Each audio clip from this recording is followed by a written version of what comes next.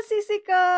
For today's video is gagawa na naman tayo ng panibagong cooking serye. So today is magluluto tayo ng ginataang malunggay. So may nakita akong malunggay sa bakuran namin. So yan ang lulutuin natin mga sisi ko.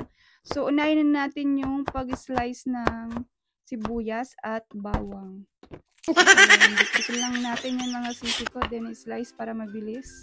And, ayan, himay na natin yung tinapa. So, dito sa Bicol, ang tawag dyan mga sisi ko is tinapa. So, alisin lang natin yung tinik mga sisi ko. Then, sunod na natin yung kinayod ng nyog. Lagyan lang natin yan ng isang basong tubig. Ayan, pigain lang natin yan ng maigi mga sisi ko hanggang lumabas yung katas. Ayan. So, initin na natin yung kawali mga sisi ko. Ilagay na natin yung gata, sibuyas at bawang. Pati na rin yung ating tuyo. Ayan.